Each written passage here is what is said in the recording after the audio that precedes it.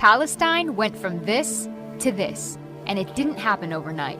Up until the early 1900s, Palestine was part of the Ottoman Empire, a religiously diverse land where Muslims, Christians, and Jews lived alongside each other. Then, things begin to change, with the start of the Zionist movement in Europe calling for the establishment of an independent Jewish state, ideally in Palestine. The first wave of European Jews start to immigrate. By the end of World War I, the Ottoman Empire collapses and Palestine is under British rule. It's 1917. Britain declares its support for a Jewish homeland in Palestine.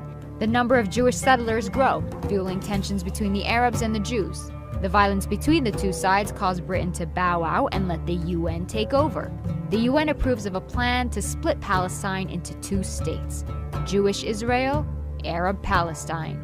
The city of Jerusalem, which is sacred to Muslims, Christians, and Jews, is now a UN-controlled international zone. Jews accept the UN partition plan and declare independence as the State of Israel. But neighboring Arab countries object to the land takeover. This marks the beginning of the First Arab-Israeli War. Israel is victorious and makes a grab for the land intended for the Palestinian state under the UN. The land gets divided into three parts. Jordan occupies the West Bank and East Jerusalem, Egypt occupies Gaza, and the State of Israel takes 78% of historic Palestine, including West Jerusalem. 700,000 Palestinians become refugees as a result, and the day is remembered as al-Nakba, the catastrophe.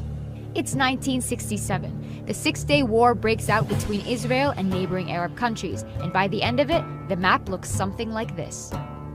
Palestine is now fully occupied by Israel. Despite the absence of a formal peace treaty, things start simmering down. Then Israelis start settling into Gaza and the West Bank, resulting in an Israeli-Palestinian struggle. Further peace talks prove unsuccessful. Palestinians lose hope, resulting in the Second Intifada, and Israel begins building walls and setting checkpoints to control Palestinian movement. It's 2005.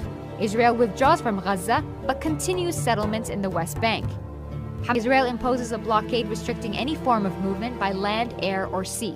It's 2017, and this is the current situation of Palestine.